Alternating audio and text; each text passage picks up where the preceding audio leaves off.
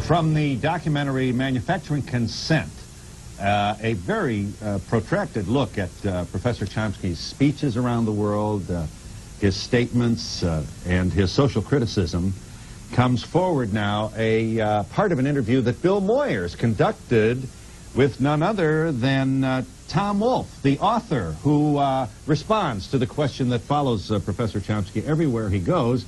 Variously stated, it essentially boils down to, who the hell do you think you are? Tom Wolfe.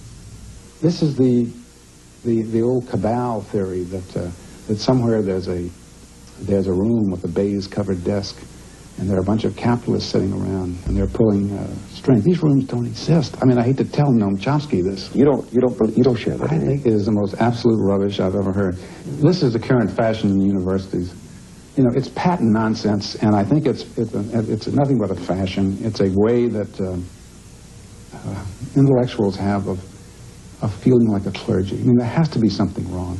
Well, I actually agree with that comment. I mean, the idea that there would be a high cabal running things in a country like the United States is idiotic.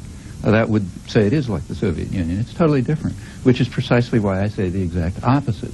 What I'm talking about, it's like saying the corporations try to maximize profit and market share. That's not a conspiracy. That's the institutional structure of the system. Individual decisions lead to that consequence of trying to maximize profit and market share. You don't do it, you're out of business. That's not a conspiracy, and it's not a high cabal. Now, why does Wolfe, or whoever it was, hear this as being a conspiracy? The point is that any analytic commentary on the institutional structure of the country is so threatening to the commissar class, they can't even hear the words. Is he part of the commissar class, Tom Wolfe? Yeah. I mean, he can't even hear the words. So if I say there is no high cabal, what he hears is there is a high cabal. But don't you think the reason he can't hear the words is because he believes profoundly in the things he's been taught, that this is democracy, that there is freedom? It's like a lot of people like myself who used to be members of the Communist Party and who profoundly believed in the ideals and very painfully let go.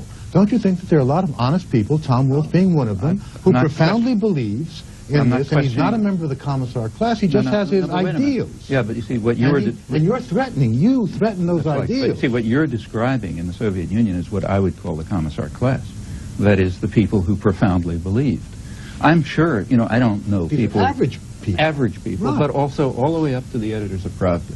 If you did an in-depth analysis with them, how many of them would be total cynics? Not many. Yeah, that's right, because most of them completely believe. That's the way systems work.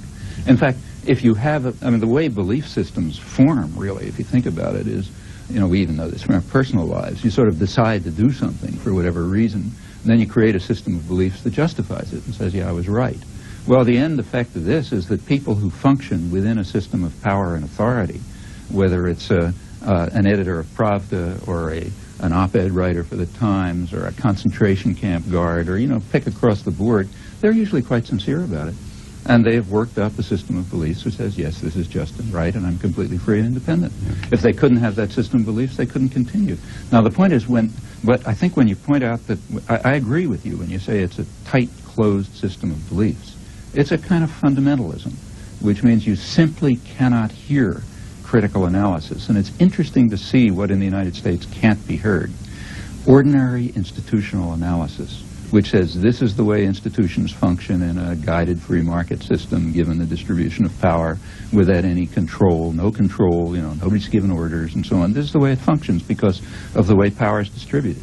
That's much too threatening to listen to, just as it's too threatening to hear the words the United States attacked South Vietnam or the United States orchestrated monstrous atrocities in Central America for those things. It's not allowed. People get very emotional. Because there are fundamentalist beliefs involved. And yet,